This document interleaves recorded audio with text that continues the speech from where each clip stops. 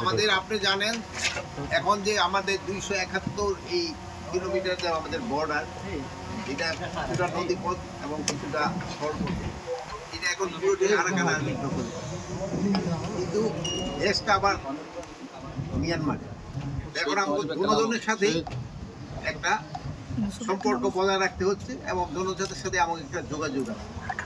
এবং এই ব্যাপারে আপনারা জানেন যে আমাদের সরকার এবং আমাদের প্রধান উপদেষ্টা একটা হাই রিপ্রেজেন্টেটিভ, একজন তার স্ট্যাটাস উপদেষ্টা দিয়ে একজন ডক্টর খলিলুর রহমানকে নিয়োগ করা হয়েছে।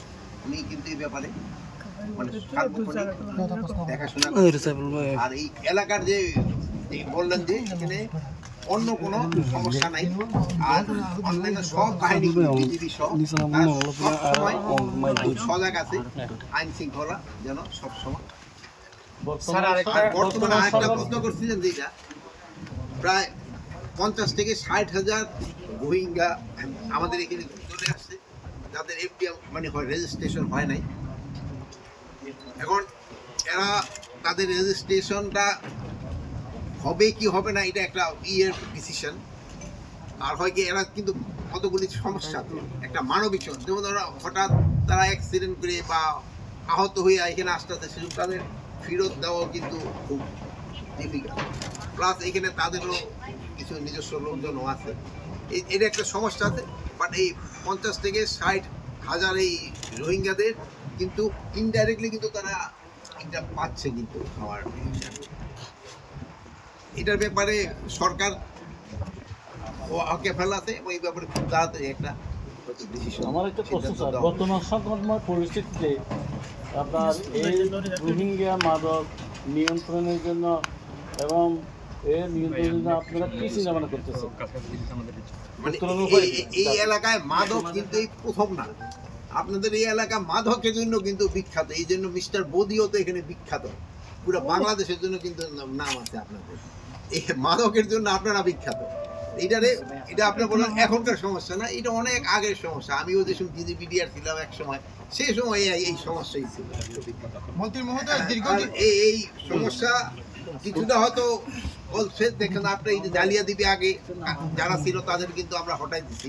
এই জালিয়াদ্বীপটা কিন্তু একটা প্লাস আমরা এই মাদকটা শুধু এই এলাকার না, এটা পুরো দেশের একটা সমস্যা, এটা একটা বিরাট দেশের একটা সমস্যা। এটা আপনাদের সবারই সাহায্য এবং সহযোগিতা দরকার হবে।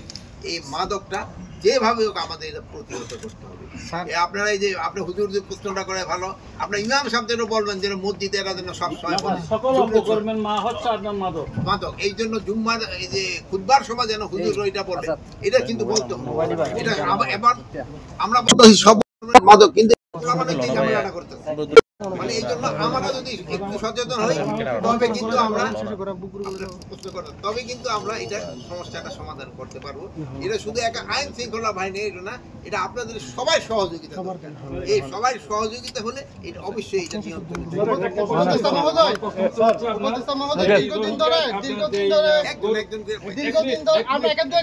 দীর্ঘদিন ধরে নাফ নদীতে মাদক এবং এই রোহিঙ্গা এবং করিডোরে বন্ধ রাখছে।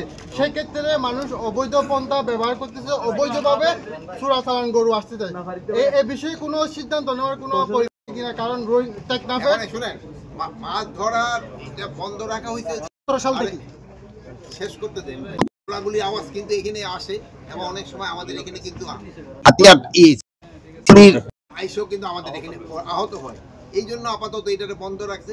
পরিস্থিতিটা আরো একটু উন্নতি হলে যেমন থেকে তাদের সরাই দেওয়া হয়েছে এই এলাকায়, হয়তো আর মাছ ধরার জন্য কোনো হয়তো সমস্যা হলো যে আমাদের জেলে যারা আছে, এই জেলে ভাইদের আমি অনুরোধ করবো আপনারা জিরো লাইন ক্রস করেন না।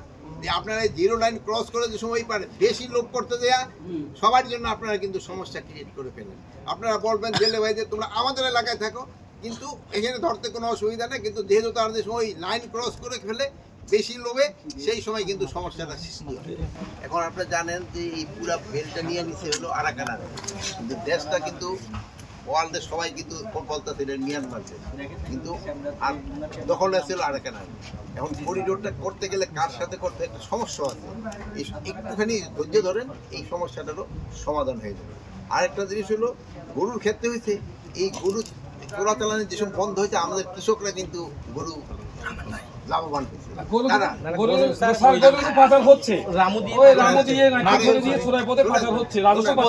আমাকে কিন্তু চলে দিতেছে না, ওখান থেকে আসতেছে। এখন থেকে আমরা চাচ্ছি যে আমাদের কৃষকরা করুক, আমাদের কৃষকরা লাভবান হবে। আস্তে আস্তে বন্ধ হবে। এই যে আস্তে আস্তে ওইদিকে বন্ধ হওয়ার পর দেখছেন না, এখন কোরবানিতে কিন্তু আর ওই ইন্ডিয়ান গরু দরকার হয় না, এখন কিন্তু আমরা নিজেদের গরু দিয়ে চলে। মানে আমরা নিজেদের স্বাবলম্বী হইতে হবে। আপনি তথ্য দেন, আমি আজকে এখন অ্যারেস্ট করবো। এটা আপনাদের কাছে যদি তথ্য থাকে আপনারা শোনেন, বিধির কাছে সিক্রেটলি দেন। এই জন্য আপনারা আপনাদের পুরস্কার দেবেন। এটার জন্য আপনি যেহেতু ইন জেনারেল সবার সামনে বললে আবার এটা মুশকিল আছে, কিন্তু আপনার লাইফের একটা ট্রেড হয়ে যায়। আপনারা চাপে আমাদের কাছে দেন। এটার জন্য বিজির কাছে টাকা থাকে, অন্যান্য অর্গানাইজেশনের কাছে করে টাকা থাকে। পয়সা দেওয়া হবে, আপনার কথা শেষ দিচ্ছি, পয়সা দেওয়া হবে এবং আপনি এটা একটু আমাকে জানান, আপনার পুরস্কৃত করবেন। ভালোবাদ যে আপনাদের এই খবর দিতে পারবেন তাকে সবাই পুরস্কৃত করে হাত উঠান খেয়ে খেয়ে। এখন ছাত্রলীগের যুবলীগের হাতে আছে।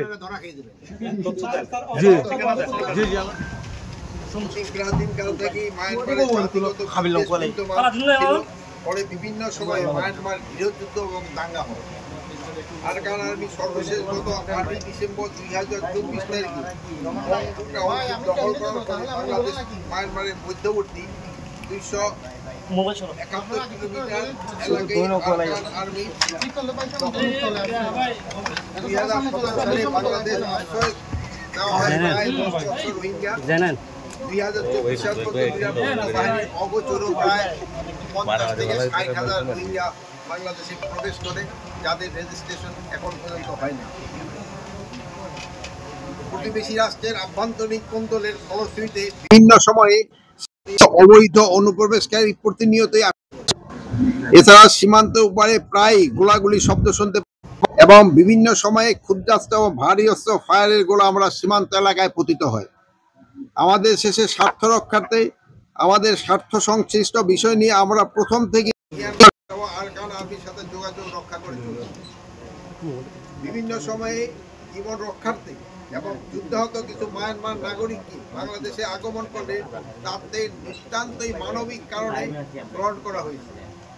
এছাড়া আরকান আর্মির তীব্র আক্রমণে মায়ানমার জান্তা সরকারের বিভিন্ন নিরাপত্তা বাহিনীর প্রায় 876 জন সদস্য বিজিবির কাছে আত্মসমর্পণ করেছে।